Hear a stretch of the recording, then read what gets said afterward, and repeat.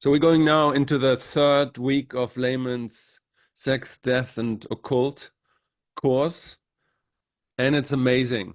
I mean, you're there, Hmm. um, and what a guy, what a teacher, really. It's amazing what he does and his ability to verbalize and to go deep within, from the get-go. It's just mind-boggling what Layman is doing.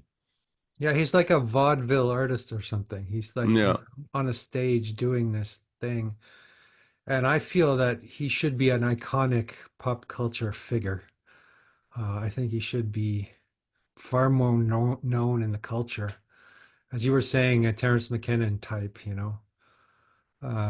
It's interesting, and we are wondering why some of the people we know who are highly talented, yeah, don't have massive audiences. Um, yeah, And I wonder what's going on there in the culture, right? yeah. It's that all these people who have enormous audiences, um, a lot of them are interesting, but more on the mediocre side, wouldn't you say? The people who talk about the culture war and blah, blah, blah, and political commentators and I mean, there's always the problem, the differential between, the amount of people you reach and the depth you are able to reach. And I mean, it's like Mhm. what the more superficial you are, the more people you get, you know. But That's at the true. same time, it's like the people like Terence McKenna or Wilhelm Reich, that people that kind of shaped our culture, on this level. And yeah, and Layman is somebody who works within the liminal web. But I feel like, that all these kind of occult OTO, things, thelema things that in our culture yet, and even the liminal web itself kind of um hindering or blocking him, like from the mimetic field, because he's so Mhm. dancing on the edge of, bringing new stuff Mhm. in and so. So I guess it's the problem with esotericism, in a way. Like if you call a course magic and the occult, sex and death, you're going to scare a lot of people away. But some people are going to be attracted, just kind of edgy type of people are going to be attracted, but the mob is going to, smell like satanic panic or Yeah. this word satanic panic. Have you heard that before? No, no, no, no, I Well, it haven't. was back in the 1980s. There was these like satanic groups, just kind of occultists, kind of weirdos around, and there was this satanic panic that they were sort of stealing children No, okay. and eating children, and anyway. But I think the occult scares people, and it's supposed to, and that's that's normal, and that's good because it's what's hidden. It's the hidden aspect of reality. Um, yeah. So on the other hand, yes, so maybe part of Layman's hiddenness in the culture is that maybe it's intentional in some way. Yeah, and maybe it's not so unusual. I mean, I'm just remembering there's this book by Aleister Crowley, Eight Lectures on Yoga. Have you read that one? Not that one, no. And Mm-mm. so it's a tiny book. It's literally like his eight lectures on yoga in London in 1930 or whatever. And Yeah. so so he's kind of self-reflecting and self-aware when he writes first lecture, 25 people are attending, and then he has his lecture, and then the second lecture, no, second lecture, only 12 people are attending. Yeah. And then Yeah. third lecture, oh, there are only four left. You Yeah. know? And Yeah. so it's like even people like that, from our view today seem big in the past. They had like four people listening to them. Exactly. So people, our audience should know that Parallax is ahead of its time. You know, we will be huge after we're dead. No, We'll be enormous. We'll just. no, but Layman will be. That's just, this one thing that he needs in order to, blow on beyond, the confines of the liminal web and the, occult sphere of the Facebook, whatever it is. So it's just like, Yeah. Because he's overcompetent and undervalued. I think that's the expression, isn't it? Yeah, that's true. Yeah. Yeah. And he has a certain eloquence and he's a great writer as well. Like he writes is he plays with the English language in a sort of extraordinary way. Yeah. So Yeah, the interesting yeah. thing is he does it in real time. All these kinds Hmm. of magic verbal tricks and this Hmm. NLP stuff, and then confusing the people in the course with just, playing with the structure of sentences. And again, he does it in real time. So he is like a dancing dervish, within the symbolic field and just doing his magic like Orson Welles. It's just really good. Hmm. Hmm. Yeah, it's interesting. I remember in the 1990s, I lived in Montreal. And Montreal had a very good art and music scene, and I played music a lot. And I remember there were certain artists that were so good, and I think they're better than anybody I've ever heard, and they never Yeah. became famous, you know. Yeah. They were far better than Bob Dylan and Leonard Cohen, and but they never became famous. It's very Yeah. interesting. Like there's some people, break into the mainstream culture, and some people don't. It's not necessarily a reflection of talent in any way. Yeah. Yeah. Mm. So and then some people are so talented that I guess they just break through, but and then as soon as they break through, the quality of what they do kind of declines, you know. Yeah. There's this guy Rufus Wainwright, and I swear he wrote the best love songs I've ever heard. He just sat down on the piano and played them, and then as soon as he released an album with DreamWorks Records, produced by the Pet Shop Boys producer, it was so overproduced and lame compared to his what he was really capable of. Uh, it's very interesting. Like, how do you keep how do you keep authenticity with at the same time if you have something to say Yeah. without losing that something you have to say? So maybe that's why things remain hidden, occult in a embryonic form. It's very interesting because, like, fame is in a kind of sense occult. And if you listen to, interviews of famous people, I was just listening to an interview between Conan O'Brien and Al Pacino, and they talk about this. It's like it's very unlikely that these two people, like from their own point of view, it was very unlikely that they ever got famous, because there were people better than them in their respective fields. And it's Yeah. like, and it's for them, it's still strange, as being, selected, from culture to do their jobs in a kind of way. And there's Mm. this, and on the other side, there's this pervasive thing and thinking that there should be a a proportional relationship between being authentic and being true and being famous in a kind of way. You Hmm. have that. There's this image of the ikigai. I don't know if you have seen it. It's like if you if you find the sweet spot between what society needs, what you're good at, what you want to do, and what society is paying for, then you Yeah. find the sweet spot in your life. But I mean, this never happens. This is just an illusion, because the illusion is that you can steer yourself in that space, but in reality you can only do so much, and then by sheer luck of mimetic societal fields you get elected to be famous or whatever. You make a deal with the devil, right? At some point. That's how you do it, right? You go to the crossroads like Robert Johnson, you meet the devil, you make a deal, Yeah. and then you get famous, and then a few years later you're dead in the gutter somewhere. But you did your thing. You wrote you invented the blues. But what does it mean, what you say, like what does it mean to make a deal with the devil anyhow, in Or it that makes it sense? means to make an enormous sacrifice, I think. But doesn't And it what also mean like to be not true to yourself, but to sell your vision for something else? Isn't that the myth behind it? Yeah, well, but I think you have to. It means you have to translate part of your like purity, right? You have to give up your purity, in order to translate what you have as a sacrifice to others. Yeah. It's not necessarily a bad thing. I mean, you have to do it.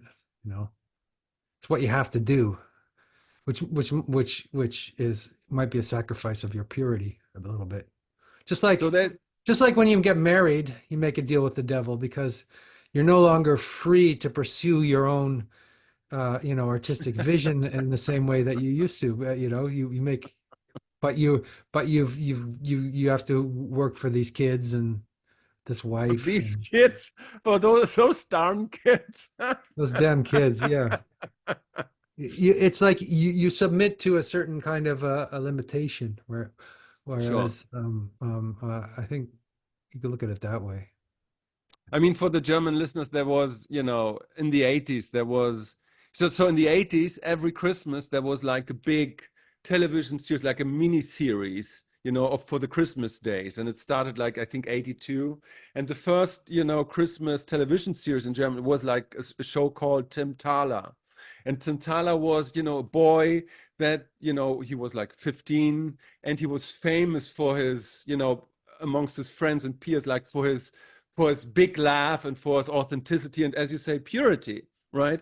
And then he got the devil got hold of him, and he made him a deal, an offer. Hmm. It's like, Yeah. you can, if you give me your smile, you can win at everything. Okay. Yeah. And so he Right. did. Right. And he won everything. He won, the girl. He won, games. He won everything. But his loss But of he lost. smile Yeah, was worth much more than any of that shit. Yeah. Yeah. That's right. yeah, yeah, yeah. So Yeah. again, but what is the psychological mechanism? That's interesting.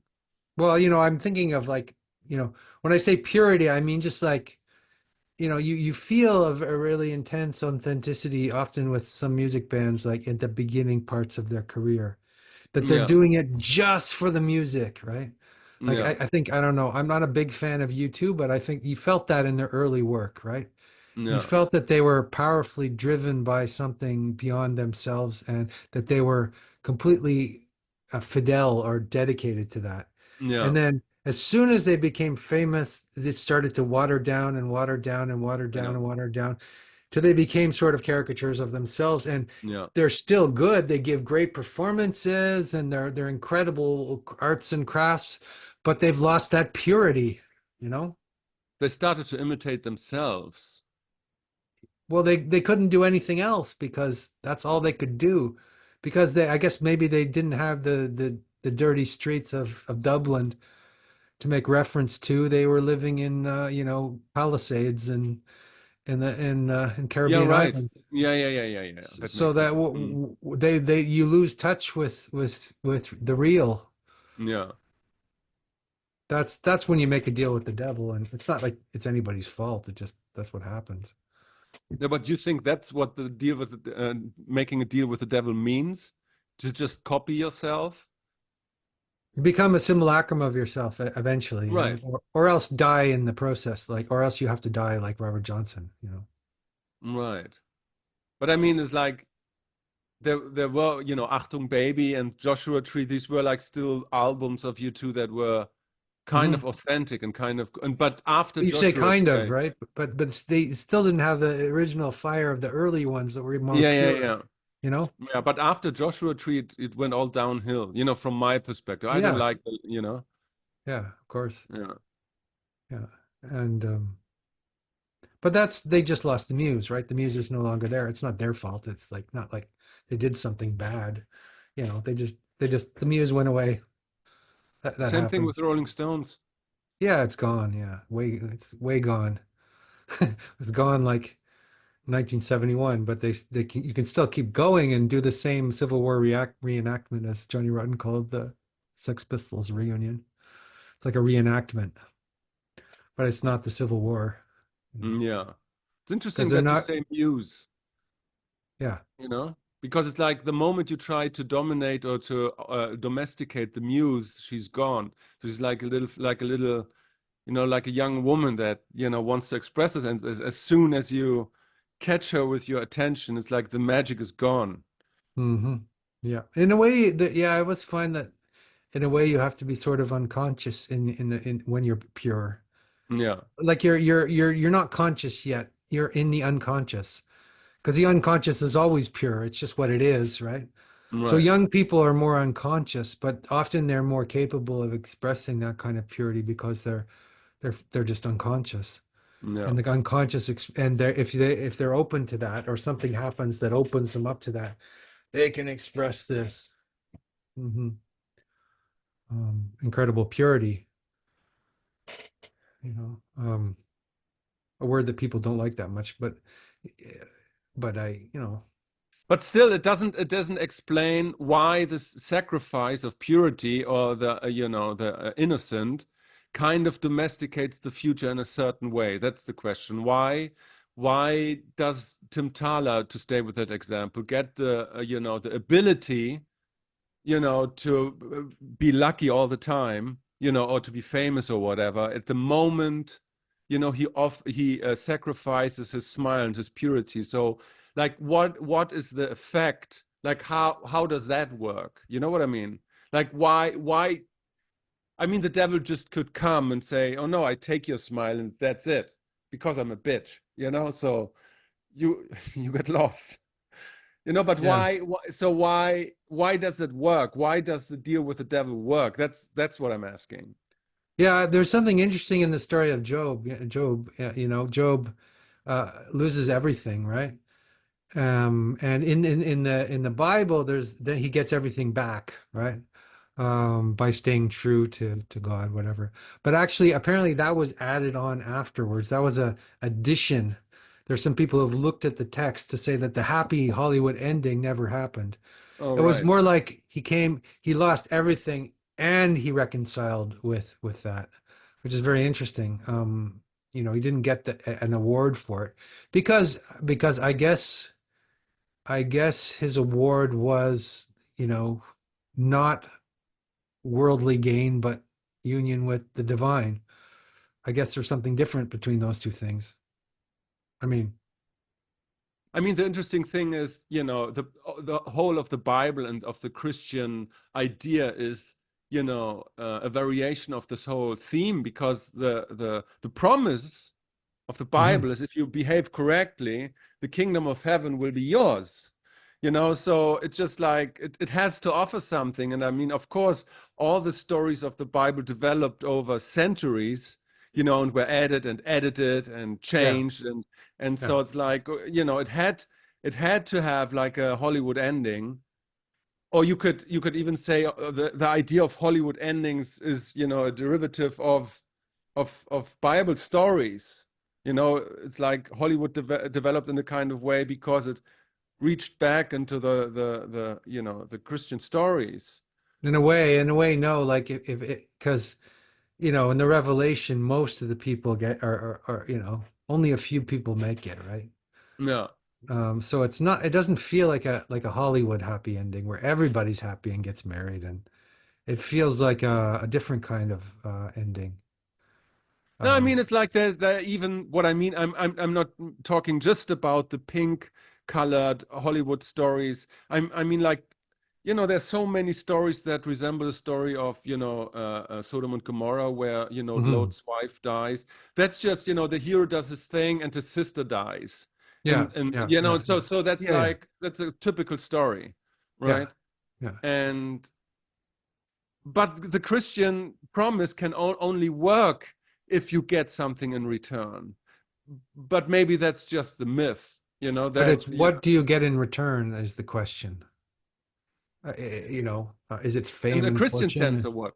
Yeah, yeah. Well, yeah. I guess in the early biblical sense, like the Jewish, because all those stories are, like you mentioned, the story of Lot, right? Um, if you turn back, you die, but if you keep going forward, then you get a glimpse of the new world or something like that. Yeah. Um, Yeah, Jung had a critique of Christianity that it was too much. It didn't. It was too much about the happy ending, right? Yeah.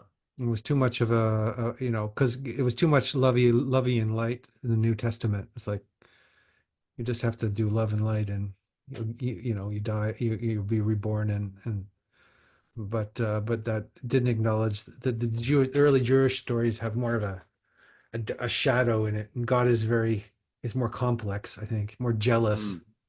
Mm. Anyway, but yeah. So what do you get for your sacrifice? That's it's kind of a mysterious thing, isn't it? It's like that's kind of like that's the question from beginning of Right. of all the stories of Cain and Abel, et cetera, et cetera. It's like, what do you get for your sacrifice? You know? Yeah, because we're all, all that we're trying to do is like kind of domesticate the future. It's like we have to Mhm. wrestle with the future, and so we devised all these kinds of rituals and sacrifices to domesticate it. And I mean, like the whole human endeavor is a big sacrifice. I mean, like going to school to study, it's just an elaborate ritual, for a better future. It's like if you Mhm. do this, if you sit down 8 hours a day or six and learn and sacrifice your youth and everything, and then maybe in the future you will get enough money to to bring up your own family. And so it's like all these are sacrifices and are like ways to domesticate the future. And so Yep. like a sacrifice or like a deal with the devil is also like a certain deal to domesticate the future, but it's a at least according to the stories, it's an unholy deal because you lose something, but it's a attempt to domestication anyhow. Hmm. Hmm. Yeah.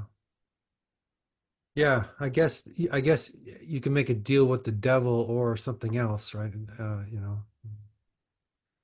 But part of it has to be, I think, you have to give up some part of your purity in a sense to maybe regain it back. Well, I was thinking of the artist. I'm very fond of Nick Cave as an artist, and I used to love his early work. It was so fucking dark, the darkest music you've ever heard. It was like somebody gets, I can't remember this album where the woman, puts her head in an oven like Sylvia Plath, and all these really dark stories that he used to sing with very ferocious, black, incredible dark music. And in his later career, he had this experience where he lost his child. So it's almost very biblical, you sacrifice the child. His child died, his son died, and he completely changed his personality. He said, before I thought I was different than everybody else. He was a badass punk rocker. He's like had this sort of attitude of fuck you to the world, and very unforgiving and kind of brutal. And then when this experience happened to him, he kind of realized that he was part of the world, that he was not something separate, and his whole personality changed, and he became much more gracious towards people in the audience. And his latest album is almost uplifting, which is No, very weird for Nick Cave. I mean, doing uplifting music for Nick Cave is kind of like nobody would have guessed that. Nobody yeah. would have guessed him to be such a great guy and man of the world, and but he sort of sacrificed his child for that, not willingly, of course, because nobody would, but had to suffer kind of the ultimate loss in a sense. Well, it's a variation of the Abraham motive, isn't it? Yeah, exactly. It's a variation of that. Um, you know, so Louis C.K. had a funny bit about Abraham being a bitch, leading his son up the mountains, putting him on the rock, and lying to him. like ready to slaughter him. And then God was like being the bitch, is like, Abe, what are you doing? It's like, I mean, you're not serious. You're not going to slaughter your own son. No, yeah. You gotta be joking. What the fuck? I was only kidding. I was only kidding. Oh, I was just leading you on. Yeah. Hmm. Yeah, Yeah, what kind of an asshole would do that? yeah. Even if they're listening to God. No, but on the other side, it's like what you said. It's like when you lots of motifs and lots of stories is that after the initial deal with the devil, where the purity or the laughter, whatever, is lost, it can be regained, It can and be this is regained. Yes. like the redemption story, in the third act of the movie. It's Exactly. like, so and the momentum of humbling and going down to your knee and to accept, the the punishment in a kind of way for what Yeah. you did, but coming out of this as a better man or better woman. Yeah, and it's almost like it's almost like a question of, I don't know, remorse or something. There has to be some remorse. You know. I was thinking about remorse. Yeah, but the That interesting thing is, sorry to just interject that, because, Meister Eckhart, I actually don't know if he actually said that, but there is, this quote going around, from Meister Eckhart, that he says that demons are like in reality angels that kind of catch you and want to lead you to God, but, Mhm, you mhm. can't see that yet. For Yeah, them, it's just, but in reality, they're angels. And so maybe it's like if you're so engulfed in your illusions and in your world, yeah, you yeah, just see them as, the temptations of devils, but in reality it's something else that pulls you to be, and you need remorse for this, to yeah. see the errors of your way. Yeah, you're talking about my ex-wife, Tom, basically. We're always talking about ex-wives because that's what they're My doing. ex-wife was the devil for sure, but that's what led me to, my better life. Yeah. Yeah. No, women Um, do that. yeah, they come as demons and angels in disguise, and you don't know whether they're one or the other. There's even a song by Jim Morrison, it's like "Woman is the Devil." Yes, yes. Do you think that the feminists in the audience will be enjoying our Oh no, conversation? we have no feminists in our We have no audience. feminists? Okay. No. Yeah. Well, But we're going yeah. to change that now, So Yeah. as We've soon we hired will a have feminist feminists. for our public image so that people will like us more and think that we're Yes, not less misogynist assholes. So yes. we've hired a real feminist. Yeah. Well, a real feminist. Not one of those like fake feminists, but like a No, real no, no, no, hard no. uh, No, a real one. a real one, yeah. Yes. And she will make a home out of Parallax. So that's good. And so, Yes, you yes. That's a good feminist trope. Yeah, get her to like do the cooking for us and stuff. Is that what you're saying? Yes. No, I Get mean, us to do the cooking no, and I'm talking about feminism in the sense of female archetypes, you know? yeah. The Hmm. true embodiment of femininity and female powers, and she will make the world beautiful, Hmm. as females do. Oh, Tom, We were just you're joking just that sucking up Parallax is there. like You're trying to suck the up to. You're just no, you got to suck up to her because you've said such horrible things. Now you're gonna flatter her. no, but we were just joking about this, that the internet appearance of Parallax is like a student's room where you have a mattress and a chair and a computer on the floor, and so Yeah. everybody's happy, And then but books it's of Nietzsche just strewn across the and floor. Lots of ashtrays. philosophical conversations that lead nowhere, and you know, and then you're Yeah, watching cartoons and smoking pot and that kind of yeah. thing. That's who Well, we are. No, we're not. Come on. no, but it's like it's obviously we're innocent, we're doing what we can, and now we are sacrificing our male innocence because we're getting tempted by the We're devil. we're sacrificing our sausage party. The devil is coming in to domesticate us. Yeah, No, this is getting kind of strange. Or maybe we're mixing stories and metaphors now. I don't know, but cool, man. Yeah.